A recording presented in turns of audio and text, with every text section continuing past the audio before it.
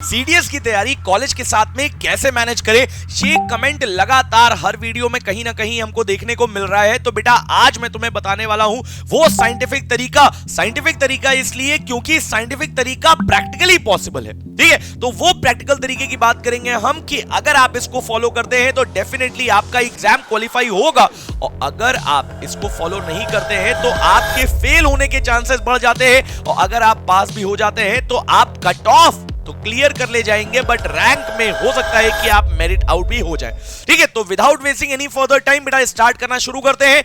मैं फिर बोल रहा हूं, अगर आपने ये 5 मिनट का वीडियो बहुत बढ़िया तरीके से देखा और फॉलो किया, बेटा देखा और फॉलो किया, मैं फॉलो वर्ड 2 बार बोल रहा हूं यहां पे, इसलिए बिकॉज देख तो बहुत सारे लोग लेते हैं वीडियो बट फॉलो नहीं करते हैं। मैं फिर बोल रहा हूं, this is for you only. So without wasting any further time देखना हम लोग शुरू करते हैं। आप देखते हैं तो आपको फॉलो क्या करना है बेटा, आपको फॉलो करना है बड़ी simple trick, that is 40:30:20:10 ratio. अब देखो यहां पर अगर आप इस रेशियो को फॉलो करते हैं तो रेशियो क्या है सर, ये रूल क्या है। अब देखो इस रूल को हम सिंपल सी बात समझेंगे। देखो तुम पहली बात तो ये समझो कि तुम हो कॉलेज गोइंग स्टूडेंट। ठीक, जब बच्चे बोलते हैं कि भैया हमसे नहीं हो पा रहा है, या अगर बच्चे बोलते हैं कि भैया हमारा टाइम मैनेज नहीं हो पा रहा है, तो मैं ये कहता हूं उनसे बहुत सिंपल सी बात कि तुमको अपने 6 घंटे मैनेज करने, और 6 घंटे मैनेज करने, या देखो इतना तो कर ही सकते हो ना, ये तुम्हारा सपना है, तुम चाहते हो कि तुम्हारे यहां पर अगर सितारे चमके तुमको इतना तो करना पड़ेगा। अब कैसे मैनेज करेंगे, देखो पूरा तुमको हम स्लॉट वाइज बता रहे हैं क्या करना है तुमको। देखो तुमको यह बात पता है कि तुम आईएमए में जाओगे, तुम एएफए में जाओगे, तुम ओटीए में, अब देखो ओटीए मैंने अलग से बोला है, ओटीए चाहे आप मेल के लिए बोले चाहे आप फीमेल के लिए बोले, इसमें एक सब्जेक्ट कम हो जाता है जिसको हम बोलते हैं मैथ्स। बट अगर आप आईएमए में, आप आईएनए में या आप एएफए में देखते हो तो यहां पर आपकी मैथ्स बढ़ जाती है। ठीक है, तो उसके अकॉर्डिंग हमने यहां पर डिवीजन बनाया है, बहुत बढ़िया तरीके से देखना, 110% ये फॉलो होगा, और बेटा 110% आप बहुत बढ़िया तरीके से कर ले जाएंगे। अब देखो यहां पर करना क्या है, समझो इस बात को बहुत ध्यान से। सबसे पहला तुम्हारा टास्क आता है ये 10%। बेटा अगर आप देखो 6 घंटे मैनेज करना बता रहा हूं बस मैं, उसके अलावा और कुछ मैनेज नहीं करना, तुम अपनी पढ़ाई करो ना यार।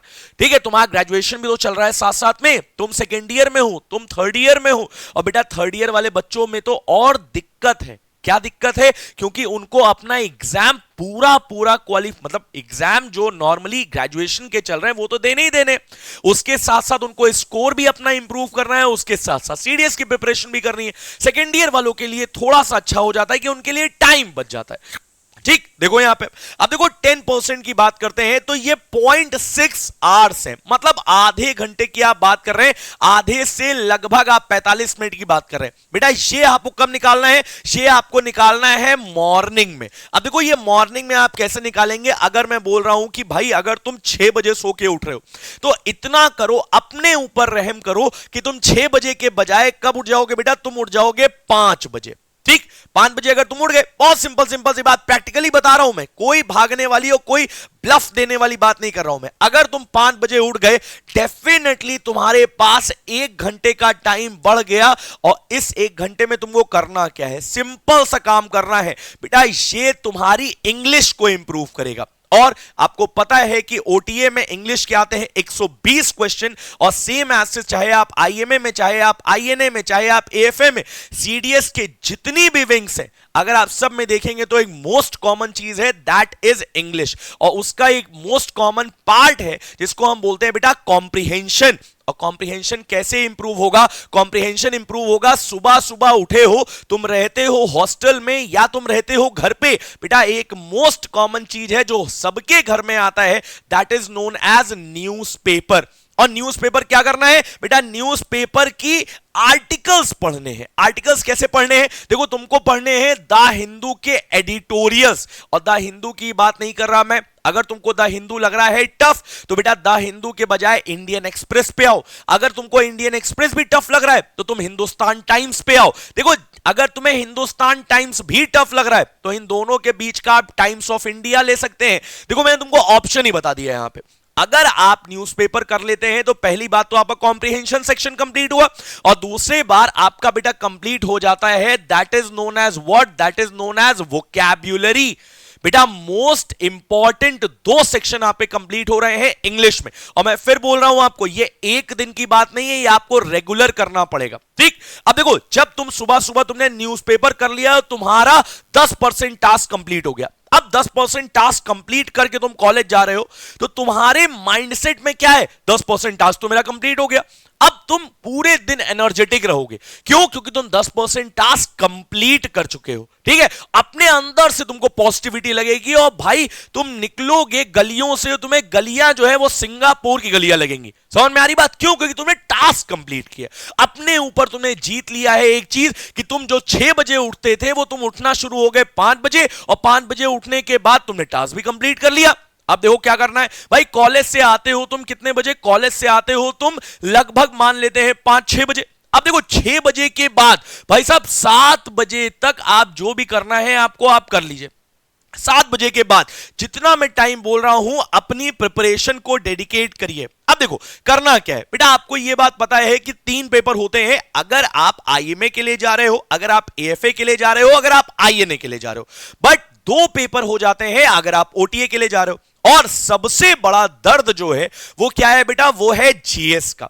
क्यों दर्द है? क्योंकि देखो इसमें आता है तुम्हारा ज्योग्राफी, इसमें आता है हिस्ट्री, सर इसमें साइंस भी तो आता है। हां बिल्कुल पता है मुझे, तुम्हारा आता है इकोनॉमिक्स। अब देखो तुमको बताया क्या जाता है, कोचिंग इंस्टीट्यूट्स में तुम जाते हो या यूट्यूब के जो बहुत बड़े बड़े गुरुज हैं वो तुम्हें क्या बताते हैं कि एक मोटी सी किताब है इकोनॉमिक्स की जिसको हम बोलते हैं रमेश सिंह, पढ़ लो, जितने क्वेश्चन आएंगे वो सारे निकल जाएंगे। बट एक बार आप प्रीवियस ईयर पेपर एनालाइज करके देखिए, आपको देखने को मिलता है बेटा एनसीईआरटीज क्लास 6 to 12 की एनसीईआरटीज। अगर आपने इंडियन इकोनॉमिक डेवलपमेंट पढ़ा है क्लास 12th 11th का, तो आप बहुत सारे क्वेश्चंस कर ले जाएंगे इकोनॉमिक्स के। मैं फिर बोल रहा हूं आपसे, अगर आपने ज्योग्राफी में जो आपका 10th क्लास की, जो आपकी फिजिकल ज्योग्राफी 11th क्लास की आती है, अगर आपने पढ़ा है तो आप बहुत सारे क्वेश्चन कर ले जाएंगे। अगर आपने साइंस में 10th 11th 12th और 9th 10th 11th 12th की एनसीईआरटीज बहुत बढ़िया से की है तो बेटा आप कर ले जाएंगे। अब देखो ये चीज अगर मैं बता रहा हूं तो तुम्हें मैं क्या बोल रहा हूं, तुम्हें मैं इतनी चीजें पढ़ने के लिए नहीं बता रहा हूं, मैं तुम्हें कह रहा हूं तुम्हें इतनी चीजें पढ़नी है। अब अगर तुम्हें इतनी चीजें पढ़नी है तो बेटा वो तो मैनेज हो सकता है ना, यस वो मैनेज हो सकता है। और अगर आप देखेंगे तो मोस्ट ऑफ द टाइम हम उस चीज में लगाएंगे जो हमारा मोस्ट इंपॉर्टेंट है। अब देखो यहां जीएस मोस्ट इंपॉर्टेंट उनके लिए हो सकता है जो ओटीए के लिए जा रहे हैं, बट जीएस मोस्ट इंपॉर्टेंट उनके लिए नहीं बनता है जो जा रहे हैं आईएमए आईएनए और ओटीए के लिए। मैं फिर बोल रहा हूं जीएस मोस्ट इंपॉर्टेंट उनके लिए नहीं बनता है। क्यों? क्योंकि वो बेटा मैथ्स बैकग्राउंड से पहले थे। समझो मेरी बात बहुत ध्यान से, क्लियर बात बता रहा हूं मैं। मैथ्स बैकग्राउंड से आपने 12th किया, और हो सकता है बहुत सारे लोग फिजिक्स से, केमिस्ट्री से, या हम बोल रहे हैं कि मैथ्स से अपना ग्रेजुएशन कर रहे हैं, तो उनका मैथ्स स्ट्रांग है और सीडीएस में मैथ्स एनडीए लेवल की नहीं आती है। समझना पड़ेगा इसको। अब अगर एनडीए लेवल की नहीं आ रही है तो बेटा केवल और केवल मैं बोल रहा हूं आप 40% टाइम किसको दीजिए बेटा, आप 40% टाइम देंगे मैथ्स को। अगर आपका ओटीए है, मैं फिर बोल रहा हूं अगर आपका ओटीए है तो यही टाइम किस में चला जाएगा बेटा, यही वाला टाइम चला जाएगा आपका इंग्लिश में। ठीक, आपको मैथ्स पढ़ने की जरूरत नहीं है इसमें। अब देखो तुमने इंग्लिश में पढ़ा, तुमने इंग्लिश में, मैं फिर बोल रहा हूं तुम्हें 2.5 घंटे पढ़ना नहीं है बेटा, तुम्हें 1 घंटे पढ़ना है, और जो बचा हुआ 1.5 घंटे है उसमें केवल और केवल क्वेश्चन प्रैक्टिस करने हैं, केवल और केवल क्वेश्चन प्रैक्टिस करने हैं। क्यों? क्योंकि तुम जब पेपर दोगे वहां जाकर के तो तुम्हारा पेपर कैसे होता है बेटा, पेन पेपर मोड में एग्जाम होता है, सीबीटी नहीं होता है, कंप्यूटर बेस्ड टेस्ट नहीं है। समझ में आ रही बात ना, तुमसे पूछा जाएगा वहां पर कि तुमने कितनी चीजें याद की हुई हैं। तो सिंपल सी बात है, जितने क्वेश्चन आप करेंगे उतना आपका कॉन्फिडेंस बढ़ेगा। तो हम क्या बोल रहे हैं बेटा, यहां पर आपका इंग्लिश, अगर आप आईएनए एएफए या आईएमए के लिए जा रहे हैं तो क्या हो जाएगा मैथ्स। मैथ्स में वही चीज, आपने 1 घंटे कॉन्सेप्ट पढ़े, कॉन्सेप्ट पढ़ने के बाद आपने जितने भी रिलेटेड क्वेश्चन हैं बेटा 1.5 घंटे में उन क्वेश्चंस को प्रैक्टिस करिए। एक बात और, चलो वो बात बताएंगे बाद में, पहले हम 1.8 आवर को क्या करते हैं, डिकोड करते हैं। अब देखो यहां पे 30% जो है वो क्या है बेटा, वो है आपका जीएस का। अब देखो जीएस में तुमको क्या करना है, जीएस में तुमको सारी चीजें एक साथ लेकर के नहीं चल रही हैं। ठीक, अगर आप सेकेंड ईयर में है, आप गोल्डन पीरियड में है अपने, और अगर आप थर्ड ईयर में हैं तो बेटा थर्ड ईयर या फोर्थ ईयर में है अगर आप, तो आपके पास थोड़ा सा टाइम कम है और आपको मेहनत ज्यादा करनी पड़ेगी। अगर आपके पास टाइम कम होता है तो आप अपनी रफ्तार बढ़ा देते हैं। ठीक है, इस बात को याद रखिएगा। तो हम क्या बोल रहे हैं यहां पे, आपने 1.8 आर बेटा यहां पर आप एक साथ एक सब्जेक्ट या एक साथ दो सब्जेक्ट लेके चलिए। अगर आप सेकेंड ईयर में हैं आप एक साथ एक सब्जेक्ट लेके चलिए, और अगर आप थर्ड ईयर में हैं तो आप एक साथ दो सब्जेक्ट लेके चलिए। मतलब आप क्या करेंगे, सबसे पहले साइंस वाला सेक्शन कंप्लीट करिए। अब साइंस वाला सेक्शन आप कंप्लीट करेंगे तो कैसे कंप्लीट कर रहे हैं सर, हमने सिंपल सी बात, पहले फिजिक्स किया, फिर केमिस्ट्री किया, फिर बायो किया। नहीं, अगर आप ट्रेंड को देखोगे तो चेंज हो गया है। पहले आप केमिस्ट्री करो, उसके बाद बायो करो, देन फिजिक्स करो। और आपको देखने को मिलेगा बेटा, क्योंकि फिजिक्स से क्वेश्चंस कम किए जा रहे हैं, और कम पता नहीं क्यों किए जा रहे हैं, बट जो रीसेंट ट्रेंड हमको देखने को मिल रहा है उसमें क्वेश्चंस कम आ रहे हैं। ठीक, तो हमारी साइंस कंप्लीट हो गई। साइंस के बाद एक साइंस का सब्जेक्ट ले लो, और एक तुम उसके साथ साथ में कोई भी जीएस का सब्जेक्ट ले लो, चाहे तुम ज्योग्राफी देख लो, चाहे तुम हिस्ट्री देख लो, या चाहे तुम इकोनॉमिक्स देख लो। तो तुम्हारा देखो दो चीजें यहां पर कंप्लीट हो रही हैं साथ साथ में, जिसमें तुमने 45 मिनट्स दोनों पढ़ लिया, दोनों चीज चल रही है। और अब क्या करना है, मोस्ट इंपॉर्टेंट चीज तो अब आ रही है, दैट इज 1.2 आवर्स। बेटा ये 1.2 आवर्स जो है, इसमें आपको देखने को मिलेगा कि एक आवर तो बहुत अच्छा, एक आवर बहुत अच्छा, बट 20 मिनट में तुमको अगले दिन का शेड्यूल बनाना है।